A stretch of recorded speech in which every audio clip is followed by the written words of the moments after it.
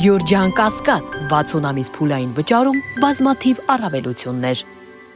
Տիկին Սահակյան, հաշվի առնելով 4 ռազմագերիների վերադարձը, ըստ ձեզ ինչ տրամաբանություն է գործում նրանց ընտրվելու հարցում։ Եթե նայում ենք ժամանակագրության առումով, Վագիվ Խաչատրյանից հետո, եթե չեմ սխալվում, Ռաշիդ Բեգլարյանը գերեվարվեց, որ էլի կարծեմ ծեր էր,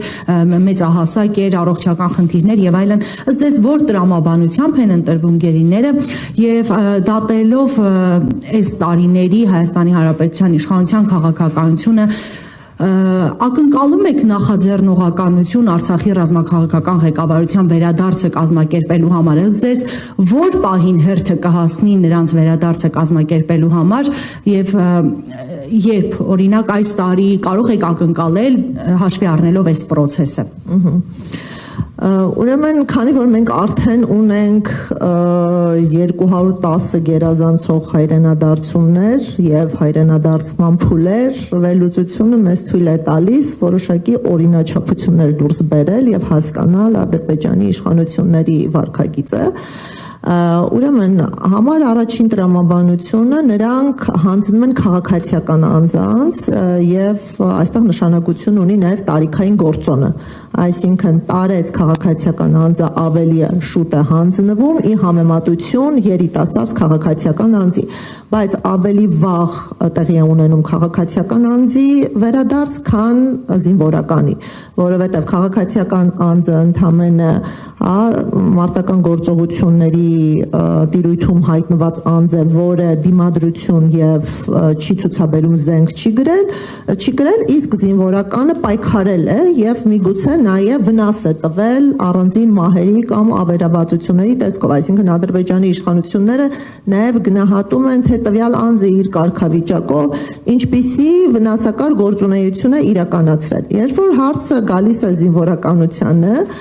ուրեմն նրանք ավելի մեղ մոտեցում ունեն պարտադիր զինծառայողների նկատմամբ, քանի որ օրենքի պարտադրանքով է անձը զենք կրել եւ պայքարել Ադրբեջանի դեմ, պարտադիր զինծառայության մեջ է եղել եւ անհատական որոշման հայեցողություն չի ունեցել, որից հետո կամավորները, որոնք կարող էին չլինել պատերազմում, բայց եղել են, նշանակում է ունեն հայրենասիրության որոշակի մոտեցումներ, պայքարելու հնարավորություններ, ուստի այստեղ ավելի երկար է պետք պահել եւ պատժել, եւ իհարկե սպայական անձնակազմի նկատմամբ հատուկ վերաբերմունք ունեն, որովհետեւ մենք գործ ունենք պրոֆեսիոնալ ծառայության հետ, որոնք կազմելու են մեր ապագա բանակի կենսունակության հիմքը։ Դրա համար մենք զինվորականների մասով տեսել ենք, որ օրինակ ավելի ակտիվ հաղթական դրվագների մասնակիցները երկար են պահվել ի համեմատություն նրանց, ովքեր օրինակ զորակոչվել են, նույնիսկ զենքի հետ վարվելու պատշաճ կանոններին չեն տիրապետել, 1-2 ամիս զորակոչվածը հայտնվել է ակտիվ ռազմական գործողությունների ոլորտում, որտեղ չէր կարող մեծ վնասներ պատճառել թշնամուն։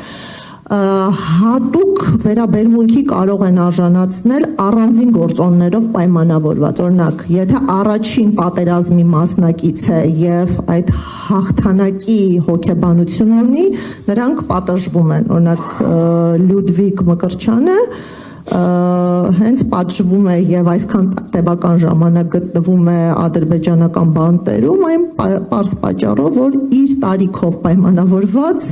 ընկալվել է որպես մասնակից եւ հաղթող։ Ինչպես գիտեք, Ալիևին եւ նրա ընտանիքին անձնավորված մեղադրանքներ, վիրավորանքներ, քննադատություն հնչեցնելը եւս դարձնում է թիրախ եւ այս քաղաքացիական անձինք կարող են պատժվել ի համեմատություն մյուս քաղաքացիական անձանց, ովքեր արագ հայրենադարձվում են։ Առողջական վիճակը եւս ֆակտոր է։ Այսինքն եթե որոշում է կայացվել, որ պետք է 5 անձ հայրենադարձվեն, անձի խոցելիությունը ստիպում է, որպիսի ցուցակում ստանա ավելի առաջնահերթ տեղ եւ մենք սա նախկինում էլ շատ հստակ կերպով դիտարկել ենք։ Հիմա ինձ համար բացատրելի է։ Նախ ադրբեջանական կողմը չէր կարող հայրենադարձնել 16-ի դատավարության մասնակիցներին, քանի որ այս process-ում դեռ պետք է լինեն դատավճիռներ, դեռ պետք է լինի ներքին զարթոնք, հանրային քննարկումներ եւ հասարակությունը շատ բացաբար կարձագանքեր, եթե չավարտված եւ չհրապարակված դատական ակտով դատավարության մասնակիցը հիմա հայրենադարձվեր Հայաստանի իշխանությունների։ Սա նաեւ թուլության, զիջողականության ընկալում կարող է ունենալ, ինչը փոխանցելու նպատակ իշխանությունները չեն ունեցել։ Դրա համար ընտրանքը պետք է լիներ 7 դատապարտված անձանցից, որոնցից 2-ը, հիշում եք, գերեվարվել են 23 թվականին, 5-ը դեռևս 20 թվականին։ Ուրեմն մեկ անձ ընտրվել է 23 թվականից եւ եթե մենք համեմատելու լինենք Վագիվ Խաչատրյանի առողջական վիճակը Ռաշիդ Բեգլարյանի հետ, ակնհայտ է, որ Վագիվ Խաչատրյանը ունի հստակ խնդիրներ եւ չմոռանանք, որ նրա գերեվարումն էլ պայմանավորված էր առողջական նպատակներով Հայաստան տեղափոխվելու հետ։ Նաեւ մենք 25 թվականի դեկտեմբերին ստացանք տեղեկություններ, որ նրա առողջական վիճակը սրվել է, հոսպիտալացվել է, ուստի այստեղ ունենք այդ օբյեկտիվ կրիտերիան, որ առողջական խնդիր ունեցող տարեց մեկ անձը 23 թվականից պետք է ներառվել։ Այս 3-ի մեջ մի քանի գործոն նշանակություններ են, չմոռանանք, որ 2-ը քաղաքացիական անձ են, եւ Վիգենն էլ իր բնույթով իրականում քաղաքացիական անձ է, որքան էլ որ մենք վերագրում ենք, մենք չէ, Ադրբեջանի իշխանությունները վերագրում են վարձկանություն, մենք գիտենք, որ Վիգենը քաղաքացիական անձ է, որը քաղաքացիական նպատակներով էր ճանապարհորդվում Շուշի, եւ Ալյոշան եւ Լյուդվիկը զինվորական անձիկ են, նրանք ռազմագերիներ են եւ նրանք մարտական գործողությունների մասնակիցներ են եղել։ Ուստի ադրբեջանական կողմը ընտրել է 3 քաղաքացիական անձ եւ 23 թվականի 2 քաղաքացիական անձից նրան, ով իր առողջական վիճակի պատճառով առավել խոցելի է։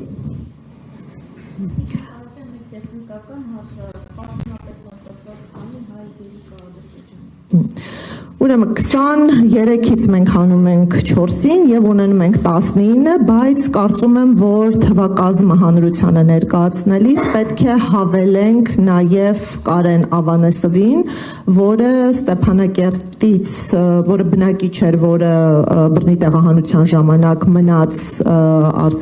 Արցախում ադրբեջանական վերահսկողության ներքո,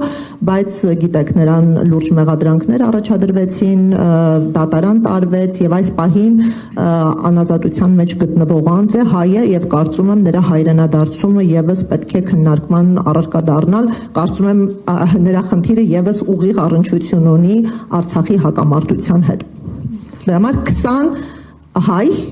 որոնք մենք գիտենք ողջ են, քանի որ նրանց տեսակցելու հնարավորություն են ունեցել միջազգային կառույցներ։ Կներեք իմ մյուս հարցը, իսկ ինչ նախաձեռնողականություն եք ակնկալում մեր իշխանություններից Արցախի ռազմաքաղաքական ղեկավարության վերադարձի համար։ Հա, ներողություն եմ խնդրում, այդ մասը չպատասխանեցի։ Ես կարծում եմ, որ այս պահին ընդհանրական ձևով են քննարկումները տեղի ունենում եւ շատ կանխատեսելի է, որ քանի դեռ գերիները սովորական չեն վերադարձել, ադրբեջանական կողմը ռազմաքաղաքական ղեկավարներին չի վերադարձնելու, դրա համար կարծում եմ թիրախային աշխատանքը ճիշտ եւ նպատակային կլինի, երբ մենք արդեն Հայաստանում կունենանք ռազմաքաղաքականներից դուրս մյուս հայերին, այսինքն 19-ից եթե հանենք 8-ին, 20-ից Կարենին էլ, այսինքն եւս 12 հայի վերադարձից հետո մենք պետք է խոսենք ռազմաքաղաքական ղեկավարների վերադարձի թիրախային աշխատանքի մասին։ Այս պահին դա ընդհանուր բնույթի խնդիր է։ Տիկին Սահակյան, մենք տեսանք, որ խաղաղության պայմանագրի նախաստորագրված տարբերակում այնտեղ կետ կար միեդի հայցերը հետ կանչելու մասին, արդյոք ունենք տեղեկություն մինչ այս պահը եղած գործերով միեդում գերիների հետ կապված, նրանց պահման պայմանների, նրանց իրավունքների հետ կապված որևէ դատական գործ հետ կանչվել է թե չէ, գործընթացը սկսվել է թե չէ, ու արդյոք իշխանությունները ունեն լծակներ մասնավոր իրավապաշտպանների միջոցով, մասնավորապես ձեր միջոցով հայցերը, այն մարդիկ, ովքեր օգտվում են ձեր ծառայություններից, այդ հայցերը հետ կանչել, ստիպելու կամ պարտադրելու հետ կապված ինչ-որ լծակներ կան, թե ոչ։